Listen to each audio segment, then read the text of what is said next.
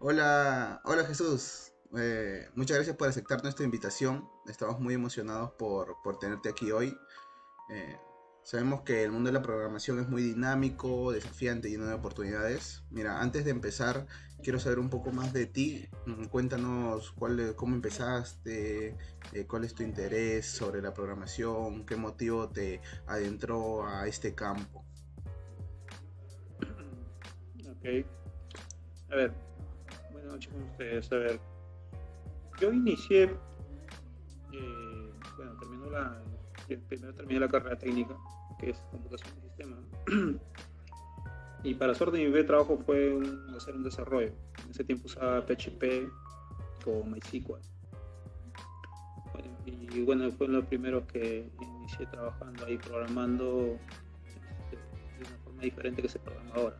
Realmente era todo más, digamos, no había muchas librerías, no había muchos framework para poder programar como ahora hay, ¿no? Ahora utiliza librerías que, que te facilitan, ¿no?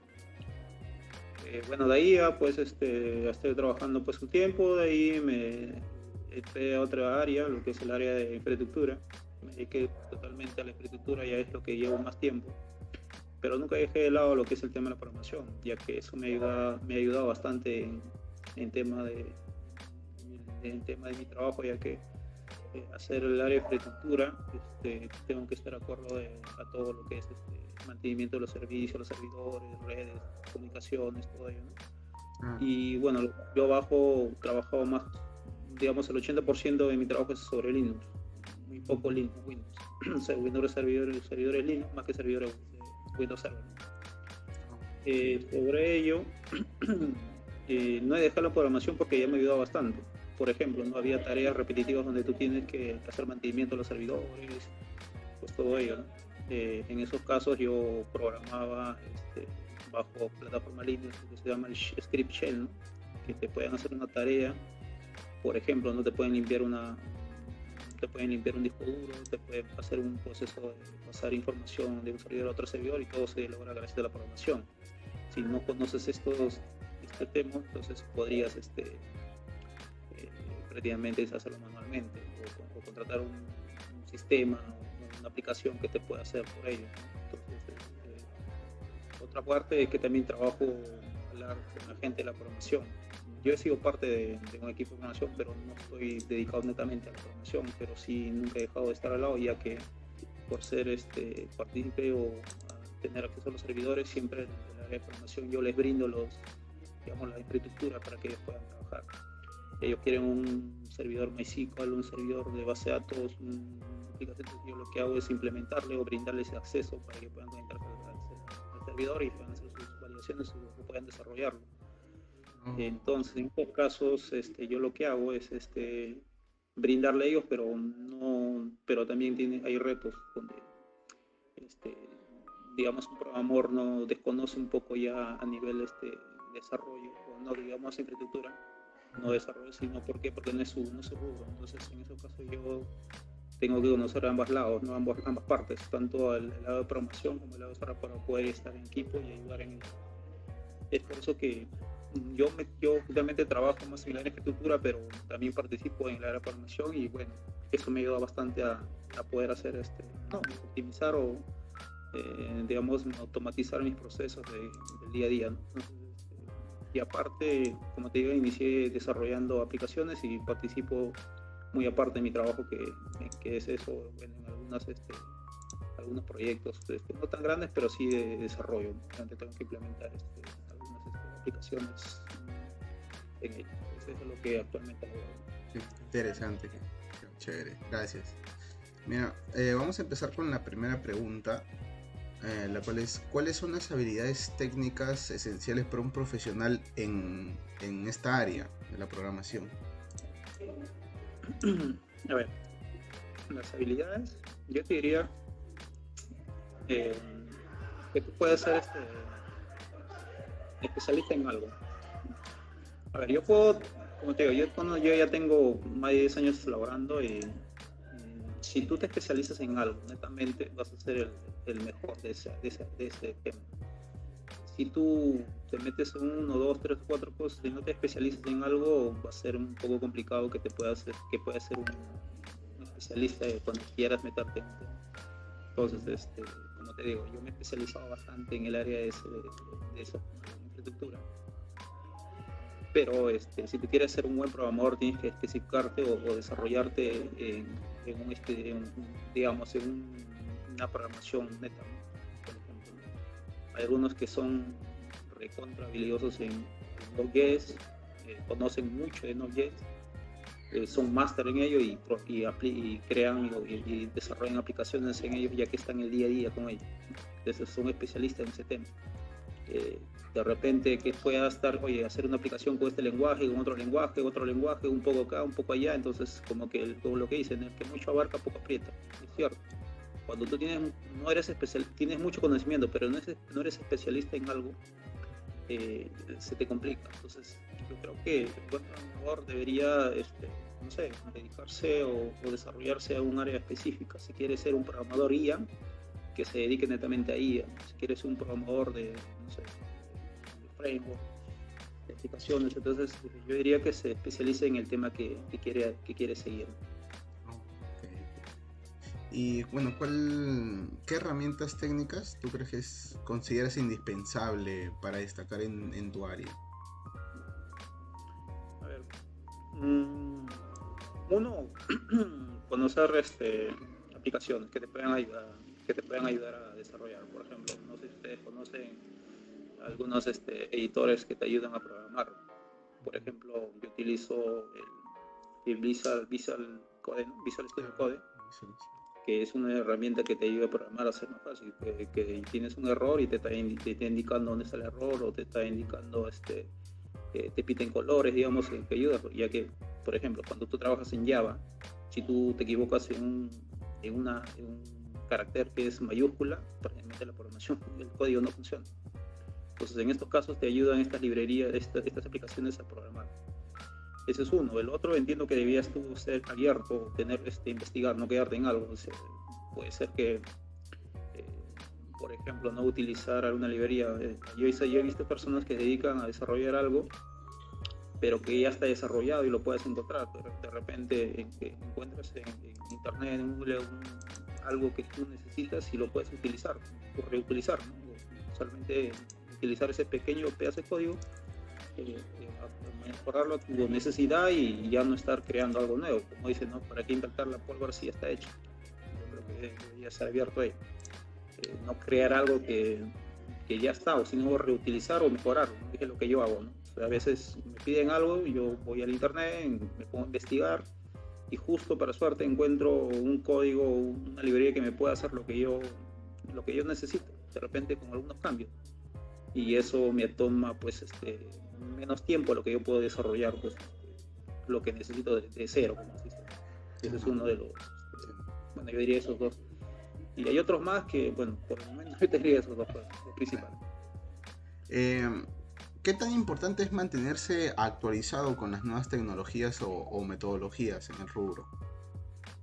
En el rubro de sistemas, no solamente en la área de programación en general, es bastante es necesario, ya que no, digamos, no es algo que tú quieras surgir, es necesario, ya que siento que te digo, por ejemplo, yo tenía jefes que eran egresados de la universidad, uno de la U, otro lado, pero prácticamente ya trabajaban en un área y ya les conocían porque no llegaron digamos, a mejorar, a actualizarse. Por ejemplo, yo tengo más de 10 años, como te digo, trabajando y bueno, yo inicié, como te digo, estudiando PHP, Java, Power Builder, por ejemplo, ya prácticamente no sé si han escuchado Visual 6. Son programaciones de lenguaje que ya no se utiliza, ¿no? Todo era mediante texto. Tú instalabas en tu PC y para que pueda funcionar tenías que instalarlo en tu PC. Si no, no funcionaba. Pues actualmente ya no necesitas, solamente levantas el navegador, pones el link y atrás ya está, accedes a la aplicación.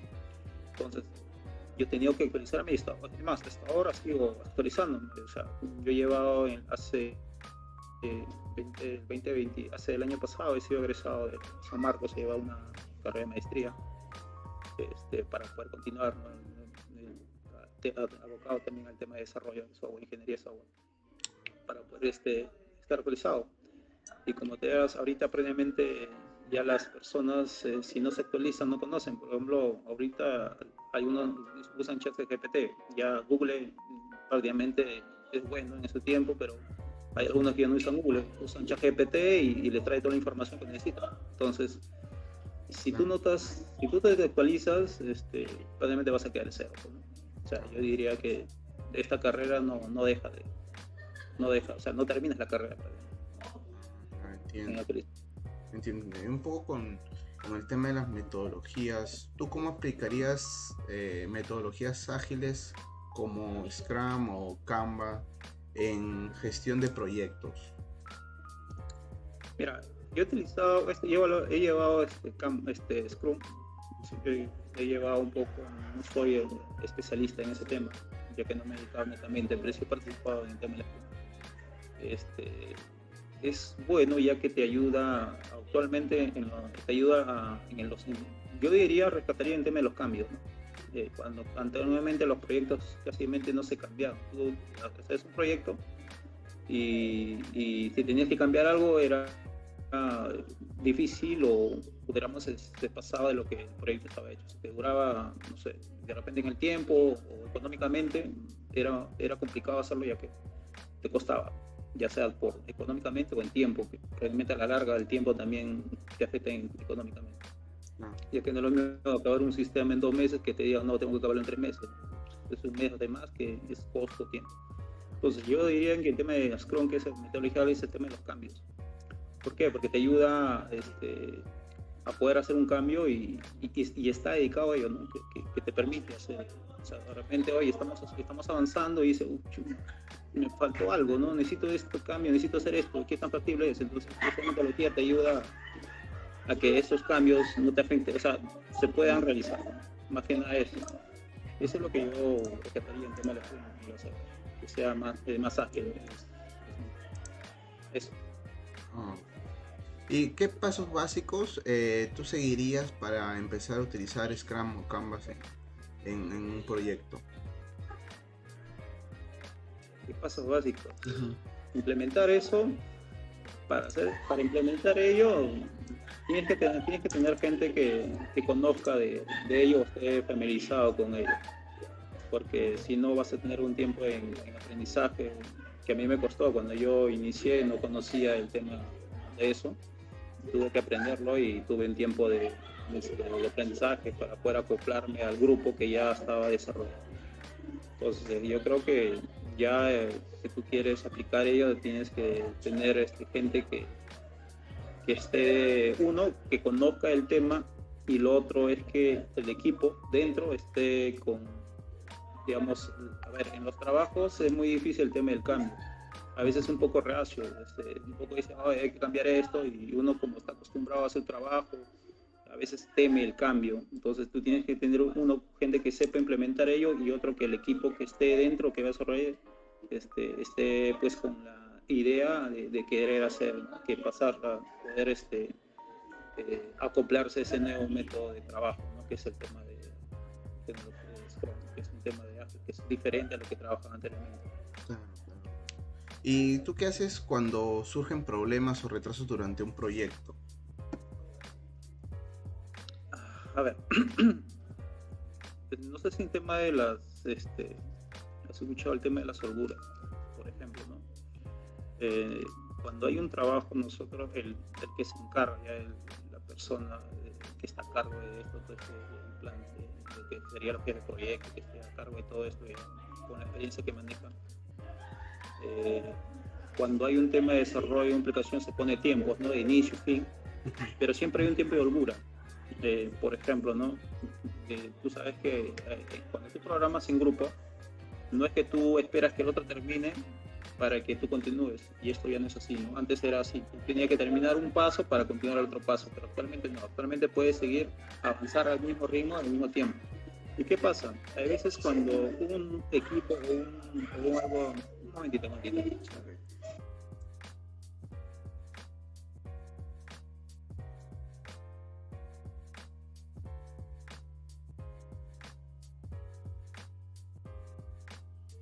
Disculpen, estaba... A ver, De- de- a ver, en los tiempos, ¿no?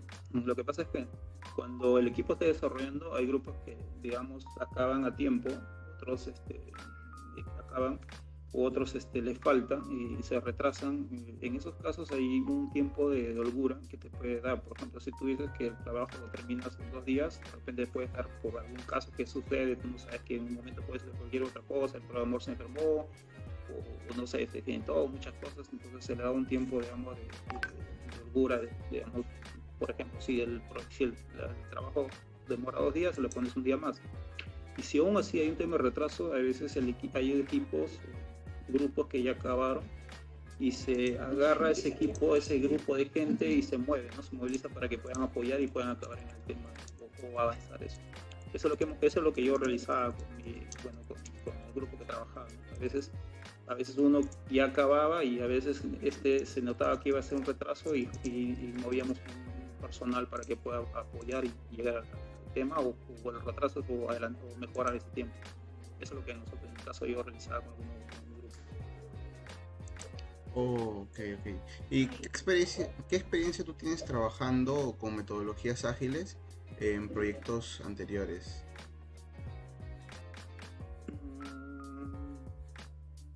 Bueno, eso es qué experiencia, más que nada eso, ¿no? Que ha sido un poco más el tema del cambio, que es rápido, que bueno, yo entiendo que el personal que tenía, el grupo que yo manejaba, pues era un grupo ya que se conocía, que nos reuníamos constantemente, que ya nos teníamos confianza, siempre había un grupo, digamos, un grupo pequeño, pero que podíamos confiar uno y que nos conocíamos, y este grupo ya manejaba otros equipos, ¿no? Pues nosotros participamos en ello y ya que el grupo está familiarizado con el sistema, está digamos, unido, digamos, está en conversaciones con este tema, este grupo manejaba el resto, que era muy diferente que traigas personas nuevas y te acoples, ¿no? Yo entiendo que en mi experiencia el tema del grupo o la unión que estaba comprometido con el trabajo, es lo más importante, ¿no? Si es que no tienes un grupo bien dedicado o familiarizado con el proyecto, yo creo que ahí surgen los problemas. Claro. ¿Qué herramientas de control de versiones consideras indispensables y cómo ayudan en la colaboración entre equipos? Mira, en mi anterior trabajo participé en un proyecto así y utilizaban el GitLab para la control de versiones. A veces uno hacía un cambio y tuviera que subirlo aquí al servidor, y si había que cambiar o alguna bueno, nos pasó, a veces nos pasó, te cuento una experiencia. Habíamos hecho una implementación en un sistema, una actualización, y esta persona al parecer, no sé, se equivocó o bueno, no sabía qué sucedió en el momento, y al hacer la actualización pues se iniciaron los problemas. El sistema se puso lento yo en mi trabajo teníamos unas 200, 300 personas que dependían del sistema, y imagínate la bulla que se hizo. Claro. ¿Qué fue lo que nos hicieron? Pues el GitLab tuvimos que bajar a retroceder a una versión para que se solucione el problema, mientras bueno, ya lo que hicimos es que pedimos más tiempo para que el cambio no estuvo bien. Fue un error nuestro por falta de las pruebas. Hicieron bien las pruebas de validación, entonces tuvimos que retroceder esto, y gracias a la herramienta GitLab pues se pudo hacer eso, retroceder una versión anterior y para que el sistema vuelva a trabajar. Es importante, digamos, Ok, ok. ¿Y qué impacto tiene la calidad del código en la escalabilidad y mantenimiento de una aplicación? ¿Tú cómo asegurarías tu código para que cumpla los estándares requeridos? Bueno, no, como te digo, ¿no? Los estándares no lo tengo claro, pero en lo que yo he participado y siempre me han dicho es que el código debe estar documentado. He visto algunos códigos que la verdad es, tú entras, revisas y no sabes qué hace, tienes que descifrar, la verdad no sabes qué hace. Pero también he visto algunos personas ya que manejan, como te digo, que ya es de gente de experiencia, ya que conoce ello, ya sabe, conoce el tema. Que su código es ordenado, por ejemplo, al momento de realizar las librerías, te documenta con algunas frases en el código, te dice, línea hace tal cosa, esta parte del código hace tal cosa, ¿no? Conectas, entonces es como si estuvieras leyendo un manual. Entonces, con eso tú ya sabes a dónde ir. Desde, como te digo, ahí tú puedes tener un código de, no sé, 1000 líneas. O sea, y esas 1000 líneas tú tendrías que investigar qué cosas, dónde está el problema. Pero si tú en ese código, las 1000 líneas, pones no sé, una frase, un grupo, o encapsulas un grupo, y este código hace la conexión a la base de datos, o algo así, por ejemplo. Entonces, si tú ves que el problema es la conexión a la base de datos, pues va de frente a esa parte y listo, en vez de estar descifrando. Entonces, eso es importante. Excelente. ¿Qué medidas tomas para garantizar la seguridad durante el desarrollo, especialmente en aplicaciones web o móviles? No estoy muy metido en el tema del desarrollo, pero nosotros usamos librerías. Por ejemplo, uno de ellos que nos faltó es el tema, no sé si ustedes conocen de SQL Injection, donde puedes meter código SQL en una caja y mandarlo con Zoom y puedes hacerte una consulta.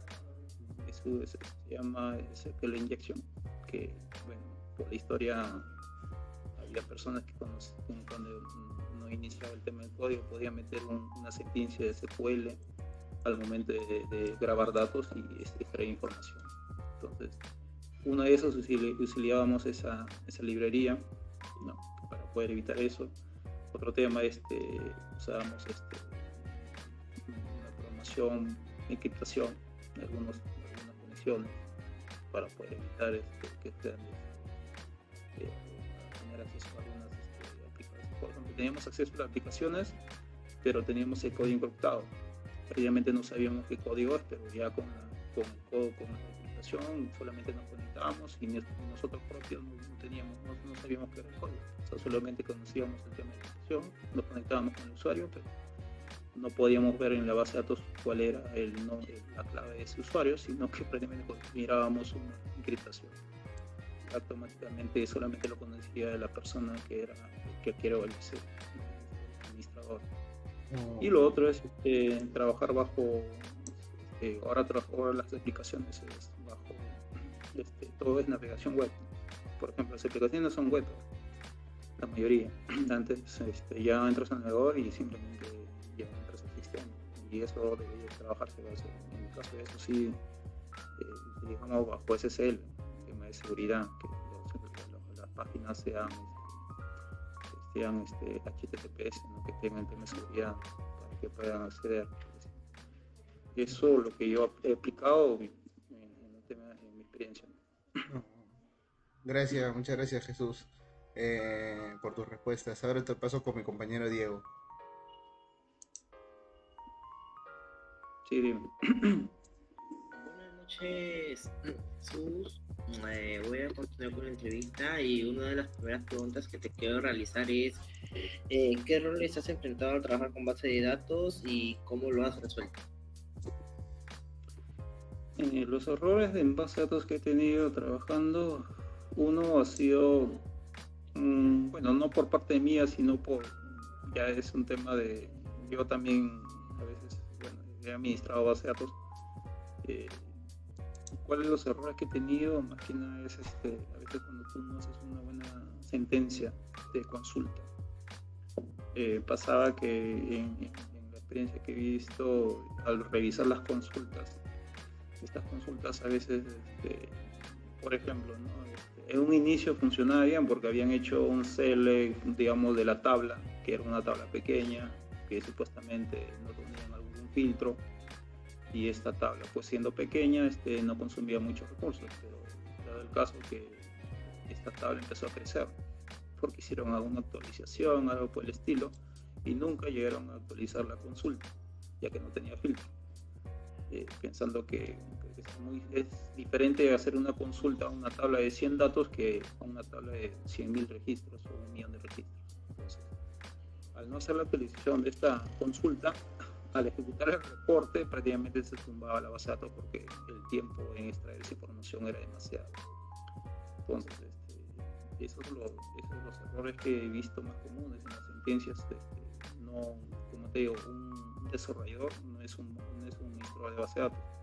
Entonces, un desarrollador le piden algo y tendría select, pan, extraer la información, y yo creo que debería estar de la mano de un DBA para ver si esa consulta que está realizando, ya que quien conoce más la base de datos es el DBA, que es el administrador de base de datos. Entonces debería estar en la mano para que ver si esa consulta que está haciendo no le afecte, ¿no? Esos son los errores que he visto más en las consultas cuando extraía la base de datos. ¿Cómo lo han solucionado? Pues monitoreando qué es lo que hacía estas consultas y mandándole las actualizaciones para que los cambien. Ok. ¿Puedes compartir un ejemplo específico de cómo enfrentaste el reto de seleccionar el tipo de base de datos más adecuado para un proyecto? Mira, yo he trabajado en la base de datos que se llama MySQL en estos casos, y hay diferentes tipos de tablas que te puedes poner. Hay uno que es MyISAM y otro que es InnoDB. Por lo que me han comentado, yo he tenido ahí personas que me han comentado que son el DBA. Ellos crearon las tablas de acuerdo a la necesidad de esto. Yo creo que la tabla, el tipo de tabla que, no sé, el modelo de ese, el MyISAM creo que te ayuda más cuando son volúmenes grandes, fuertes, que es un poco más rápido la consulta. Y al otro tipo de InnoDB, que es que te evita los bloqueos de las líneas. Por ejemplo, cuando tú haces una actualización en una tabla, cuando tú tienes un select update a un registro de una tabla, esa tabla lo ocupas, lo tienes ocupada hasta que termine ese registro. Y mientras eso está ocupado, los otros registros están encolándose. ¿Por qué? Porque está en proceso. Y si tú tienes mucho encolamiento, tienen los problemas. Entonces, algunos, creo que la tabla InnoDB, esa forma de trabajo, ayudaba a que estas tablas no se bloqueen, sino que sea prácticamente se bloqueen el registro. Bueno, eso es lo que yo he tenido en experiencia, el tipo de modelo de estructura de la base de datos. Ya lo elige el DBA, no lo elegimos los desarrolladores. Ok, y en los proyectos más críticos que has trabajado, ¿qué retos relacionados con base de datos marcaron la diferencia en su éxito?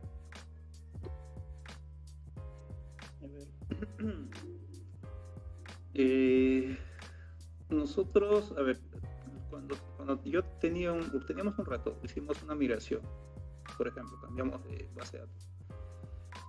Lo que pasa es que en MySQL teníamos un DBA que trabajaba acorde, pero por el motivo se retiró la persona y pasó información a la persona que era el encargado, ¿no? la continuación de ello, pero no se tuvo ese timo de seguridad. Entonces optamos, esta persona indicó que no era lo esencial, que era mejor migrarlo, y tuvimos que migrar a SQL. Y eso fue un reto porque las sentencias, todo ese proceso estaba trabajado para MySQL. Se hizo la actualización, se tuvo un tiempo y bueno, en realidad mejoró, ya que SQL, digamos que es bien conocido a nivel de base de datos, y bueno, también es un poco pagado. En MySQL es libre, la mayoría lo uso, en mi caso usamos software libre, pero al hacer la migración mejoró, y el reto fue en hacer cambio, ¿no? Todas las sentencias, todo ello, ya que no habían, era un sistema antiguo que no habían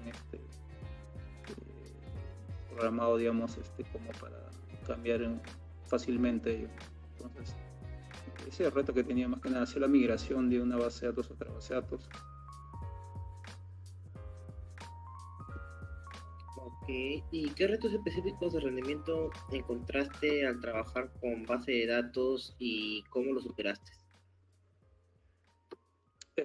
Uno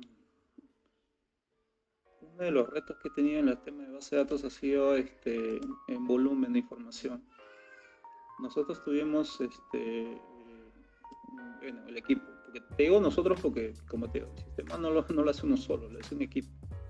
Por eso te comento que siempre te equivoco en el tema de, yo hablo en grupal. Nosotros trabajamos con un sistema que tenía una información, pues trabajaba con, no sé, ponle 100.000 registros, 200.000 registros, no pasaba del millón. Y llegó un tiempo en que el cliente ya tuvo que mandar su información, pero ya pasaba los millones. Prácticamente el sistema colapsó, ya que no podía, a nivel de base de datos, la carga se demoraba demasiado. Por ejemplo, hacemos una carga de 5 millones de registros, otro que había mandado otro 30 millones de registros y bueno, se demora mucho tiempo cargar. Entonces fue un trabajo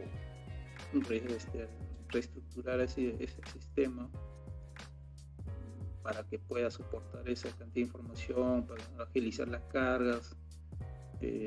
Tuvimos que hacer un cambio de tablas. O sea, mira, por ejemplo, no teníamos una estructura en la base de datos, pero con esta información no funcionaba, pues no, era complicado, era mucha demora. Entonces tuvimos que reestructurar la base de datos, de repente cambiar las tablas, cambiar las relaciones de las tablas, agregar una tabla más, no sé, tuvimos así un equipo para poder hacer ello.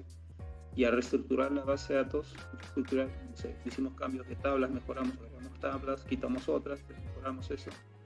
Se pudo cambiar y se pudo mejorar que la carga sea más pronta. Prácticamente fue más un trabajo de base de datos que más un trabajo de la aplicación.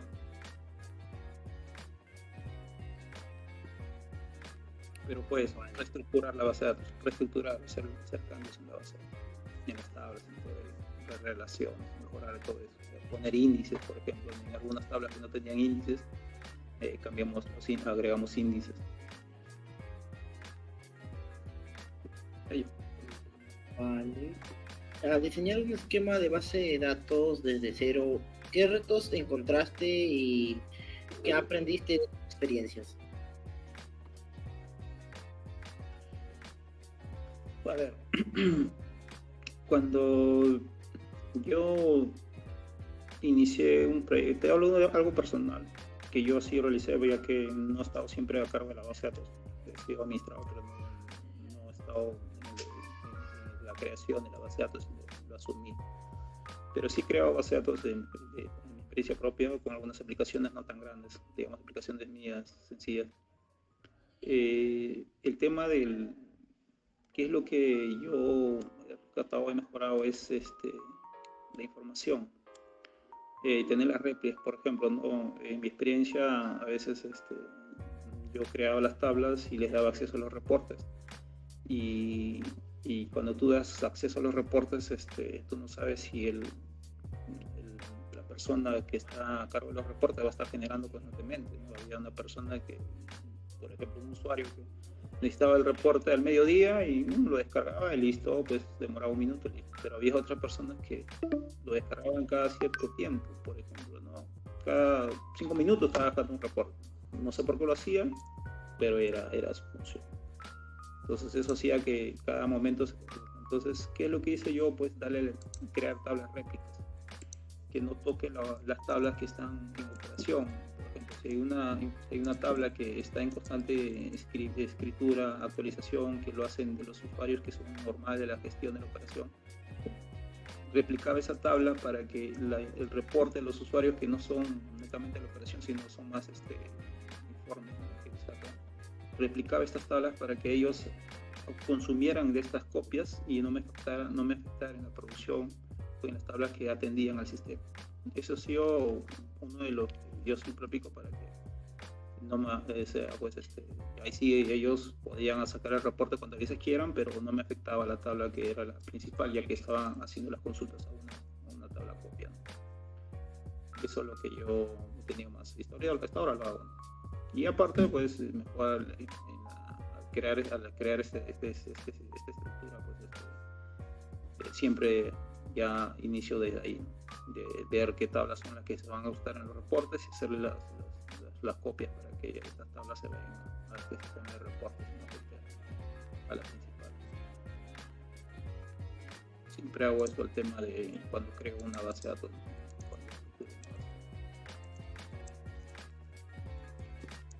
Ok, y cuando enfrentamos problemas de acceso no autorizados o fugas de datos, ¿qué medidas tomaste para resolverlos y prevenir que ocurran nuevamente? A ver, no he tenido fugas de información. He tenido sí acceso no autorizado,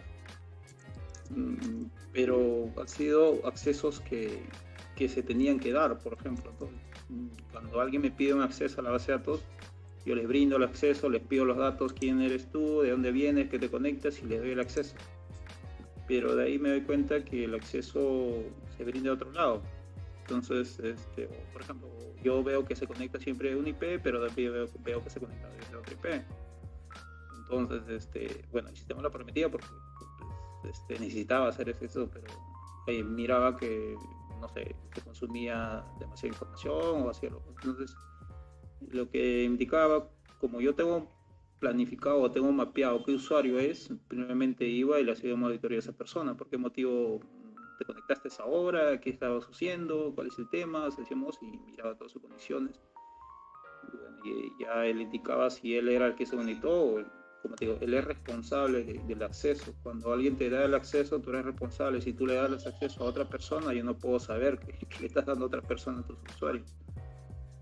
Entonces, en ese caso, ya el responsable era él y se indicaba cuál era el motivo o qué falencia. Y ahí es donde se da cuenta, de repente, no, dejé prendido mi PC o no sé, eso ya lo metió en problema. Pero eso sí, he tenido accesos no autorizados, pero ha sido porque la información lo brindaba pues, el que era responsable de ese acceso.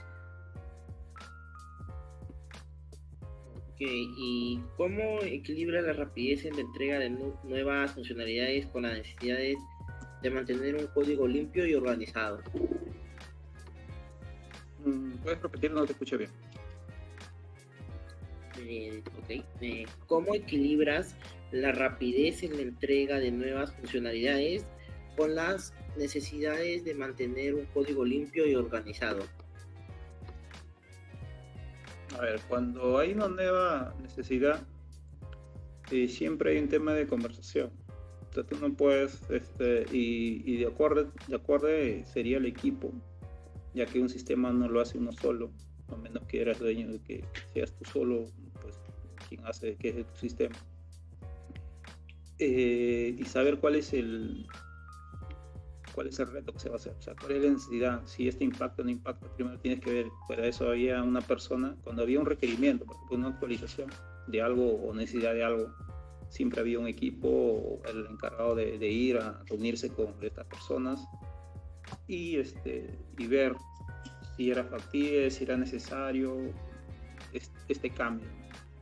Por ejemplo, te explico, ¿no? Había usuarios que me decían, yo necesito que este botón sea otro color, la persona que quiero que tenga este color, que no era pues una necesidad, digamos, para mí o para los programadores. Para mí el color, de repente para otros sí es necesario, pero en nuestro caso no es tanto, ¿no? Pero había un equipo que iba, revisaba y de acuerdo a eso indicaba si la necesidad o el requerimiento era necesario, y si era necesario pues se hacía como un proyecto, un mini proyecto. Si era grande, bueno, tenía que cambiar todo. Si era pequeño, realmente tenía que analizarlo él y ponía los tiempos, se encargaba qué es lo que realmente necesitaba hacer hice el programa. Siempre había eso, ¿no? Que no conocer y la persona encargada de esto pues se dedicaba netamente a ver los requisitos, requerimientos, qué cambio, qué actualizaciones querían hacer, qué mejora se iba a hacer. Y si era necesario, pues se hacía pues un pequeño mini proyecto, algo así, para pues, tiempos, encargado, todo ello, ¿no? Igual, todo el mismo proceso como si fuera un software grande, ¿no? Lo mismo, como si fuera pero un mini proyecto, digamos, pero aplicando todo lo mismo, pruebas, calidad, mejora, código, eso.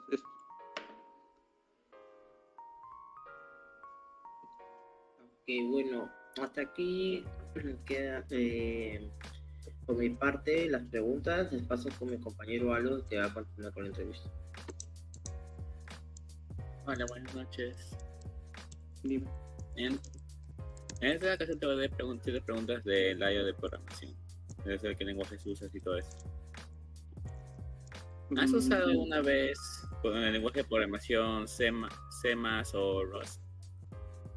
No he utilizado ese lenguaje. Yo utilizaba más otro tipo de lenguaje. ¿Y qué lenguaje de programación usas un poco a menudo, por ejemplo? Inicié, como te digo, de PHP Visual, que ya no se utiliza actualmente, así que ahorita utilizo JavaScript, también uso PHP, uso Python. Esos lenguajes estoy utilizando. Python, PHP y un poco de Node.js, JS. Más que nada Python ahorita estoy trabajando. Y en proyectos donde la rapidez de desarrollo, o sea, tienes que hacer el trabajo muy rápido, ¿qué programa sueles usar más? Cuando he tenido necesidad de hacer un trabajo más rápido,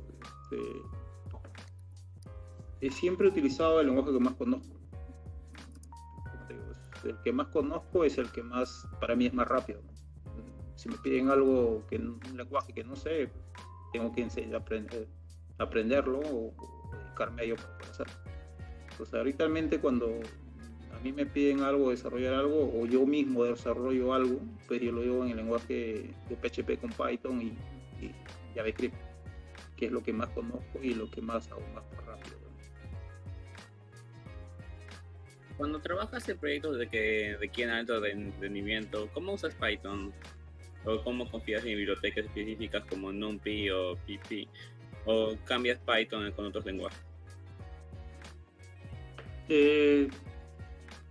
En caso cuando a mí me piden hacer por ejemplo, hace poco estuve haciendo un cambio, yo me dedico más al tema de backend, o sea, hacer el proceso dentro de los servidores, y yo aplico librerías de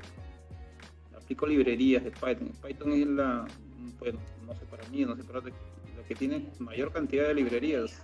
Puedes tener hasta librería para utilizar IA, de todo, un montón de librerías. Entonces yo cuando instalo me estudio las librerías que necesito y comienzo a aplicar Python. ¿Por qué? Porque es flexible para mí.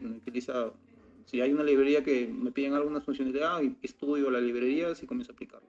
Eso es lo que yo hago actualmente. Entiendo. ¿Y cómo manejas el futuro de Python cuando necesitas desarrollar con proyectos complejos? ¿Utilizas algún frameworks o como Django, Flask, o prefieres soluciones más ligeras?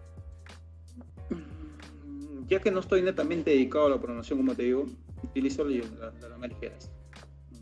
Utilizo la más ligera. Si hay un momento que de repente necesite utilizar unas librerías, por ejemplo, me dijeron utiliza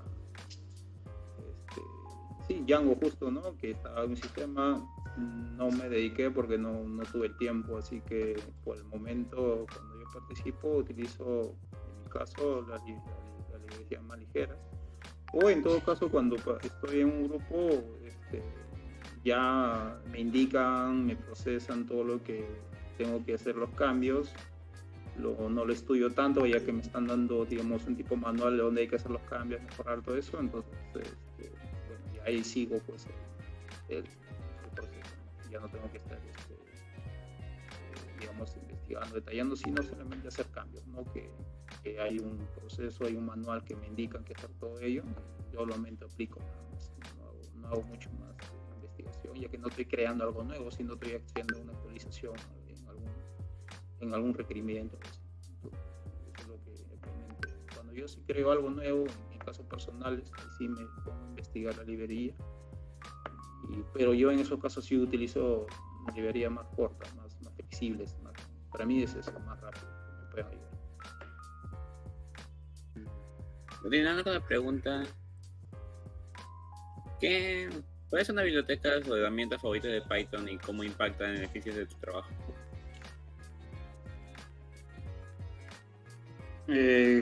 No te escuché muy bien. ¿Qué librerías de Python utilizo? Sí, o herramientas favoritas de Python y cómo impactan en beneficios de tu trabajo.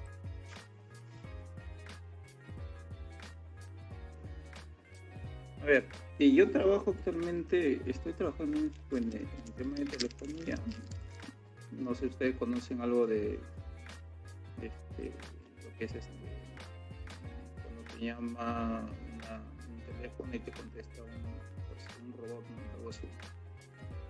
Tú interactúas con esa persona, que en realidad es un bot que te dice las cosas, ¿no? Ya. Yo utilizo algo así en una aplicación CRM que utilizo Python para eso. Lo que es el speech text.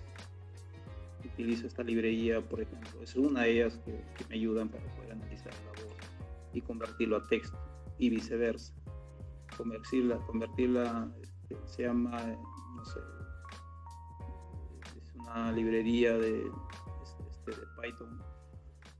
Y otra librería que he utilizado que me ayuda bastante, otro es lo que es hay una librería que te permite hacer las conexiones, por ejemplo, ¿no? En telefonía hay un lenguaje, hay un sistema que se llama Asterisk, que es una central telefónica, y este sistema Asterisk tiene, digamos, su propio código, su propio lenguaje de programación, pero tiene una librería que puedes trabajar con Python. Lo que hace es como un traductor, ¿no? Que tú le mandas, ya que tú conoces Python, mandas parámetros, mandas comandos para que esta aplicación que se llama Asterisk pueda generar lo que tú quieras. Entonces, para ello necesitas una librería, instalarlo en la aplicación para que puedas mandar estos comandos y haga lo que tú quieras, y es más flexible, ¿no?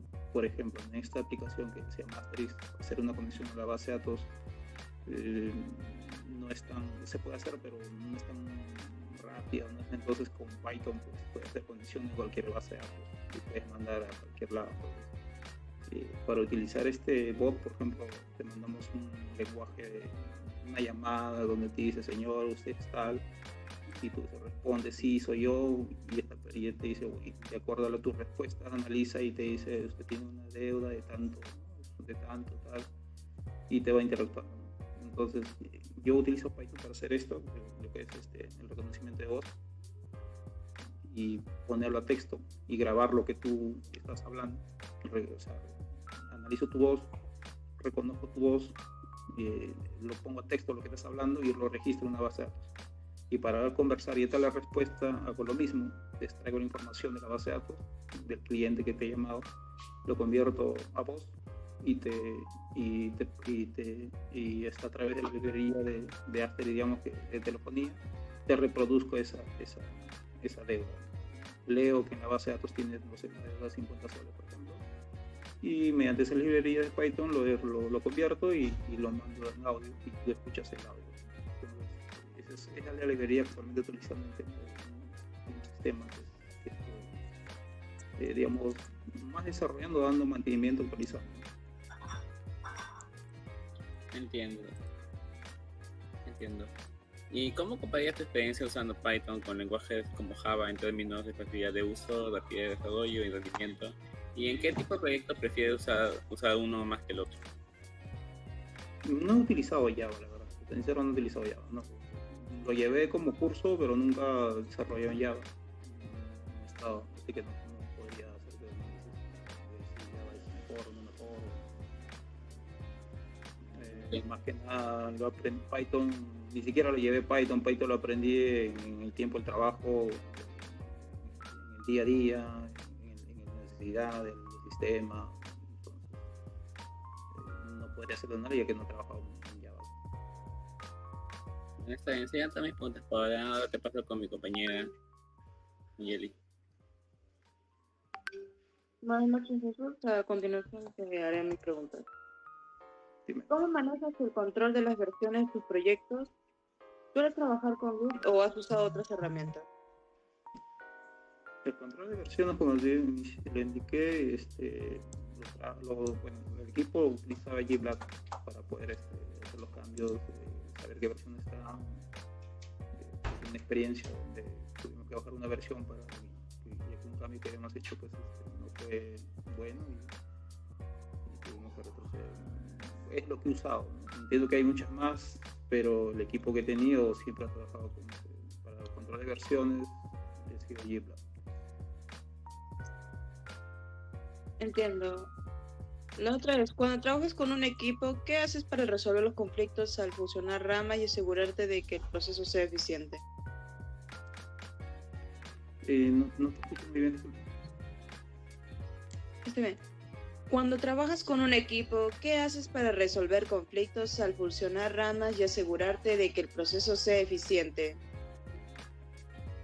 A ver, cuando yo he trabajado en equipo para hacer un cambio, he tenido experiencias donde a veces hasta yo mismo me he equivocado en algunos casos. Entonces, lo que siempre he tenido para resolver, en algunos casos que ha pasado, uno de ellos sí utilizar las versiones. Nos pasó un error, se cayó el sistema, estuvimos dando la solución y la única solución fue que retroceder a la versión anterior. Ese ha sido uno. Y lo otro es, ya con esta experiencia de los errores, teníamos un entorno de trabajo para hacer los cambios que no afectan la producción. Digamos que teníamos servidores para hacer las pruebas, servidores donde teníamos el mismo sistema, pero en otro ambiente, para hacer los cambios, análisis, pruebas, y cuando ya previamente digamos, teníamos una lista donde poníamos check, esto está, una lista de necesidad, y mientras terminaba eso, ya recién hacíamos el paso al cambio a la versión. Teníamos eso, las versiones, y el otro es un ambiente de práctica, de desarrollo separado de lo que es. De acuerdo. En proyectos más grandes, ¿cómo organizas las ramas o etiquetas para que el equipo tenga claridad sobre el proceso de desarrollo? Bueno, no he participado en proyectos grandes, no he estado metido. Los proyectos que he metido, digamos, han sido medianos, así que no podría darse esa, ya que no he participado digamos, tengo personas que sí, pero en mi caso no he llegado a participar en digamos, desarrollos grandes para poder hacer eso. Sí he manejado equipos, he sido parte del equipo, pero de aplicaciones, digamos, medianas. Y así que si el tema de la pregunta es un tema, si es en sistemas o herramientas grandes, no digamos que no he sido partícipe de esa experiencia. Entiendo. Las otras preguntas que te voy a hacer va a ser de colaboración y comunicación. ¿Cómo gestionas la colaboración del equipo y te aseguras de que todos los miembros estén alineados a sus proyectos? A ver, para poder estar, ¿cómo gestiono yo el tema? Es siempre teníamos reuniones cotidianas. Cuando decíamos, siempre nos reuníamos, por ejemplo, a la semana 3 veces para ver el tema del avance y para ver el tema del compromiso también, para ver cómo estamos yendo. Y bueno, no era yo el encargado, era otra persona, pero sí para ello.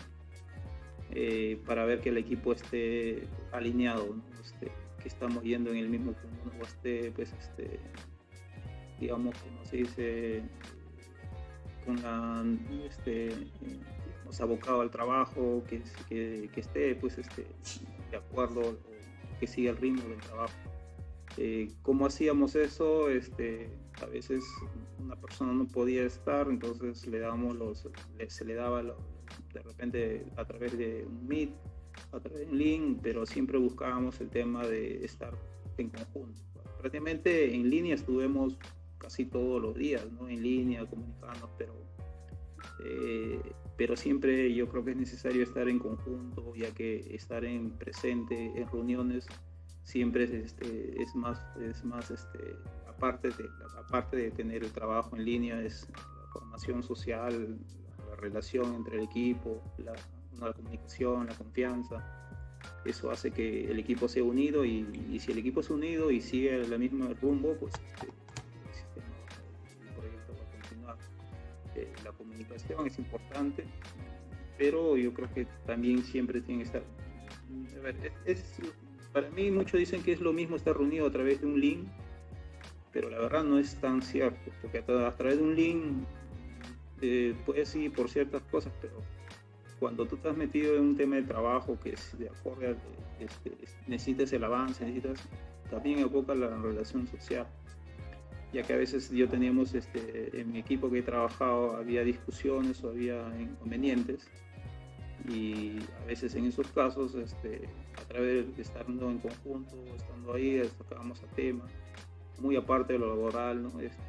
Hacía que el equipo sea más unido, sacar esas referencias, esas diferencias, y poder resolverlas así en conjunto, ya estando presentes todos. Eso es más que nada, la comunicación sí es esencial, ya que si no estás abocado no estás, digamos, acorde con tu equipo, o no estás en constante comunicación, yo creo que el tiempo, la demora va a ser el proyecto no va a surgir. En mi caso, yo he tenido experiencia, te hablo porque he tenido un equipo prácticamente más de 4 años trabajando con ellos, y a veces cuando uno se iba, pues sentíamos, ¿no? A veces como ese tema, a veces uno por surgir se va a otro tema, sentíamos esa pegada, la verdad. Muy aparte de lo profesional, la amistad, porque sentíamos que se iba a un equipo, pues una persona que confiábamos en tal, y esta nueva persona que vendría, pues no sabíamos prácticamente cómo se iba a entrar en el equipo, de repente para bien, o de repente me ha pasado que a veces contratamos una persona 1 o 2 meses y se retiraba, pues ¿y qué pasaba? Pues tuvimos que volver a contratar a otra persona, y es un tiempo de aprendizaje, otro mes, entonces cuando tú tienes un equipo ya formado, que está alocado y lo conoces y sabes cómo se trabaja, yo creo que es eso lo principal, tener un buen equipo con buena comunicación, y ya conociéndose este grupo, ya se puede avanzar mucho más rápido porque tienes esa confianza. Entiendo. Para continuar, ¿crees que la empresa tiene las herramientas adecuadas para facilitar la colaboración entre los equipos? A ver, toda empresa tiene sus pros y sus contras, ¿no? Ya tú depende del equipo, si está familiarizado o está igual unido, lo va a sacar a surgir el proyecto. Por ejemplo, ¿no? En nuestro caso, a veces pedíamos un recurso y este recurso no llegaba pronto. ¿Por qué? Porque tienen que pasar por un paso, aprobarlo, ese tema. Por ejemplo, te digo, ¿no? Necesitamos un servidor para hacer las pruebas. Y este servidor tenía que ser, en ese tiempo tenía que ser comprado, tenía que ser aprobado, todo ese tema. Entonces, ¿qué hacíamos nosotros? Ya externamente, a veces uno decía, bueno, yo tengo el servidor, o de repente yo tengo esto, y hagamos las pruebas. Entonces, lo solucionaba, buscamos el tema, la herramienta, hasta que de repente de cada unos 2 días, una semana, nos aprobaban el recurso y venía, ¿no? Pero para eso ya internamente nosotros ya estábamos adquiriendo eso de forma externa, por ejemplo. No solamente con recursos, también, por ejemplo, como te digo, de unión, de estar en el grupo unido. Te explico, mire, había un tema una experiencia donde un personal se había ido de trabajo ya hace un mes, vino uno nuevo, previamente no era tan funcional, no era tan habilidoso como esta persona, teníamos un retraso. Y esta persona se puso a trabajar con nosotros, sin sueldo, más que nada por la amistad, más que por algún, no sé, un pago. Pues, internamente nosotros ya pues, hacíamos, ya veremos, pero la persona, más que nada por la amistad, se puso a programar, ya, no pasa, se puso un parte del equipo. Por eso, ¿no? Entonces, ahí donde yo te digo que el equipo es muy importante para que puedas avanzar. Y gracias a esa persona que nos ayudó, probablemente llegamos al objetivo. Mientras la otra persona que era su reemplazo, pues estaba en constante acoplamiento al equipo. Entiendo. Para continuar, ¿qué áreas de la empresa podrían beneficiarse de una mejor comunicación o integración entre los departamentos? ¿Qué área de comunicación no te... ¿Qué áreas de la empresa podrían beneficiarse de una mejor comunicación o integración entre departamentos? A ver. La verdad no está participando en todas las áreas. A ver, mi área de sistemas participaba más con el área de desarrollo. Ya, el área, digamos, del área de operaciones, ya que nosotros les brindábamos operaciones internamente era un cliente nuestro, ya que ellos consumían nuestros servicios o nuestras aplicaciones que nosotros creamos internamente. Entonces, esta área de operaciones estaba en constante comunicación con nosotros. Cuando tenían problemas, nos la comentaban, a veces comentaban que el sistema no ayudaba para llegar a los objetivos de esa área. Entonces, ¿qué es lo que pasó? Había unos problemas ahí, a veces de que a veces se echaban la culpa al sistema porque no llegaban al objetivo, todo este tema. ¿Qué área estuvo ayudando a ese tema de la relación? Pues en esos casos, el área de recursos hizo, bueno, las encuestas que hacen, ¿no? Las preguntas internamente, cómo va entre las áreas, y se notó que había un problema en estas áreas, el área de sistemas y el área de operaciones, que era en constante conflicto y eran, pues, tenían que resolverlo. El área de recursos puso una persona ya que sepa tanto del área de operación como el área de sistemas. Creo que esta persona se contrató para que pueda haber este tema de comunicación, ya que a veces el área de operaciones, siendo ellos no de sistemas, solicitaba algo y no lo entendían. El área de sistemas, por ejemplo, en el pedido, cuando se entregaba ya lo que se necesitaban, y cuando hacían las pruebas se indicaba que no era lo que quería. Pero en la petición de recursos tú no pedías esto, pero ellos decían, se sobreentiende que eso es así. Entonces no es lo mismo que... Pues había que tener una persona con esta área de operaciones que sepa el área de operaciones y que pueda reescribirlo al área de sistemas para que se pueda entender lo que realmente se necesita y poder trabajar. Entonces se contrató ello, el área de recursos vio esta necesidad, contrató. Entonces yo creo que el área de recursos es el acuerdo que está en constante, que se dedica al tema de todas las áreas para que se puedan estar en constante comunicación o se puedan, entonces, creo que es el encargado, ¿no? Entonces esta área de recursos fue la que indicó ello, se analizó, se buscó y se contrató una persona o de la misma empresa, de la misma área, se puso un cargo para que pueda hacer esto, y con ello pues mejoró el tema de la comunicación entre el área de nosotros, el área de sistemas y el área de operaciones, ya que los requerimientos, la necesidad que a veces nosotros no lo entendíamos, ya que éramos técnicos y el área habla de otra forma. Yo creo que por ahí el área de recursos es el que debería o informar o mejorar. Entiendo, gracias. Eso sería todo de mi parte y ahora pasaré la voz a mi compañero Jordi. Muy buenas noches, Jesús. Mi nombre es Jordi Cerrato. Yo tengo 3 preguntas para ti. La primera sería, ¿existen problemas recurrentes relacionados con los plazos de entrega y cómo se podrían abordar? ¿Me podrías decir?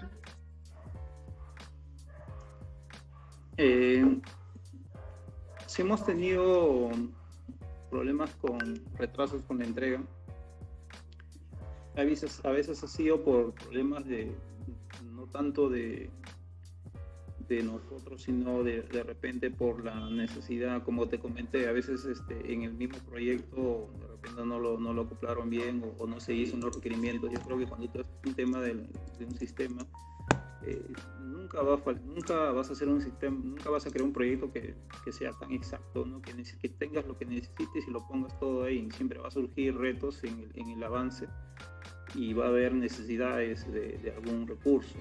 Por ejemplo, no analizaste bien el requisito y cuando lo estás desarrollando te das cuenta que necesitas por ejemplo, un recurso más para que puedas avanzar. Y eso hace, si no lo tienes, pues vas a llegar al tema de retraso. Como te digo, me pasó de repente no solamente a nivel de hardware, sí, no se analizó bien ese requisito, pensaron que lo iban a realizar pronto.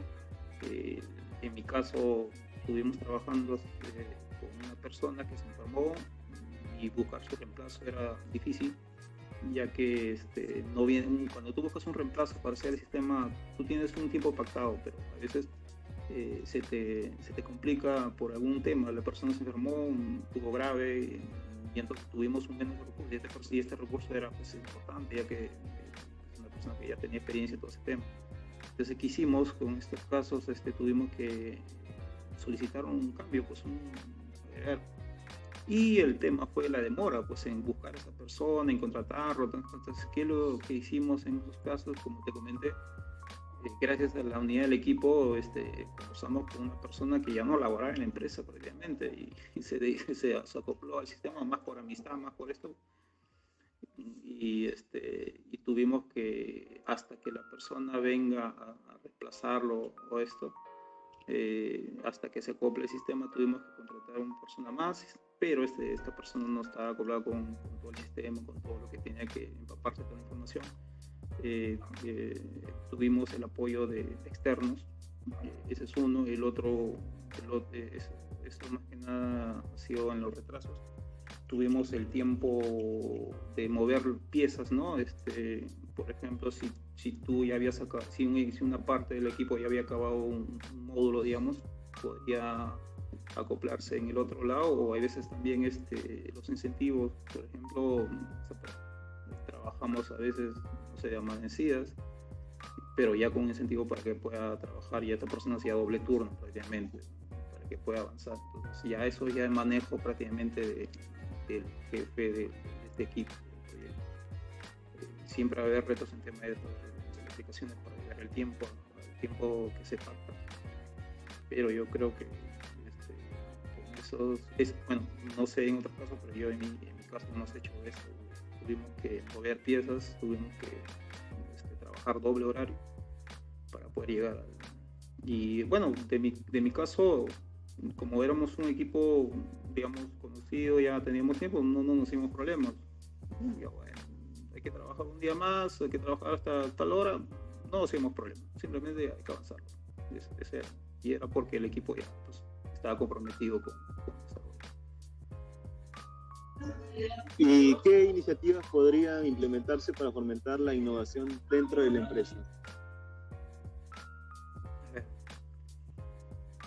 Para innovar en la empresa, yo creo que nosotros solicitábamos, a veces nosotros, para poder emprender nosotros mismos, en mi caso yo he tenido que gastar de mi propio dinero para poder aprender de bastantes días. Yo creo que si en una empresa, yo creo que hay, no sé si todas, pero en algunas empresas que yo he trabajado, yo he tenido que pagarme mis estudios, tenía que aprender herramientas con mi propio, no son mucho dinero, pero sí yo creo que incentivos por parte de la empresa donde pueda aplicar ello, de repente darle cursos a esta persona, de acuerdo a lo que está implementando. Yo, a mí me hubiese gustado, ¿no? que mi empresa me pague un curso, digamos, no tan caro, digamos, para poder aprender y dar más un poco más de innovar y dar mejoras en el sistema o en mi área, ¿no? Cosa que me pasó justo al término de la empresa. Nos dio unos cursos de seguridad y esos cursos de seguridad nos ayudó bastante a aplicarlas en los sistemas, ¿no? En mi caso en los servidores, en tema de seguridad. Y eso es uno de los incentivos, y el otro es ver que el área esta área que nosotros en tema de desarrollo siempre tiene que estar en tema de constante, no sé, investigación. Sino, ¿por qué? Porque ahorita prácticamente hay aplicaciones que antiguamente nosotros programamos, pero ahorita puedes poner en la IA, ¿no? Créame un módulo tal y te crea un módulo de login, te hace todo prácticamente el código. Y si quien no maneja eso, pues se va a quedar. Entonces, yo creo que el incentivo en mi caso me hubiese gustado que las empresas o las áreas o el área donde yo trabajaba hubiese dado esos incentivos, ¿no? Para que pueda conocer más herramientas y dar cursos o bonos como para poder estar más alineado con la empresa. ¿Y cómo evalúas el feedback de los clientes o usuarios finales? ¿Y qué mejoras propondrías para responder eficazmente a sus necesidades? A ver. En lo que es mi experiencia de trabajo, nuestros clientes eran operaciones, y operaciones usaban nuestro CRM, y ellos utilizan el CRM para poder llegar a sus objetivos. Entonces, a veces un cambio que pedían no les solucionaba el problema. Una actualización que solicitaban pensaban que iba a ser que iba a solucionar o ayudar al equipo de ellos a poder llegar a sus objetivos, pero no era tanto así. ¿Cómo evaluamos en los casos? Como te digo, tuvimos una persona que se dedicó a ver las necesidades de operaciones que no eran nuestros clientes internos. Para nosotros no teníamos clientes externos, solamente eran operaciones internamente. Esta persona se puso más que nada del área de operaciones para ver qué realmente necesitaban, cuál era su necesidad real, ¿no? A veces ellos pedían algo pensando que solucionaba el problema, pero no era tanto así. Y no era tanto nos dimos cuenta en algunos cambios que hacían unos requerimientos que esta persona identificó que no era no era tan necesario hacer eso, que ya no iba a llegar. Entonces, haciendo, por ejemplo, un pequeño cambio en lo que ya se tenía, o agregando una vista más, por ejemplo, ¿no? De repente un reporte y que salga la información que necesitaba, que no necesitaba hacer un requerimiento fuerte, sino solamente un cambio de vista, algo más rápido. Mejoraba, digamos, o le ayudaba a mejorar su gestión. Eso fue, como te digo, un equipo de 2 personas que se dedicó netamente a operaciones, a estar con ellos, a identificar qué realmente necesitaban y nos mostraban a nosotros. Entonces, yo creo que eso, más que nada, ¿no? Saber identificar qué realmente es lo que necesita el cliente, y esta persona pues era parte de nosotros, pero estaba con ellos pues, para ver sus necesidades. Ahí donde, digamos, se pudo lograr mejorar algunas cosas para ellos, ¿no? Para sus fines de ellos.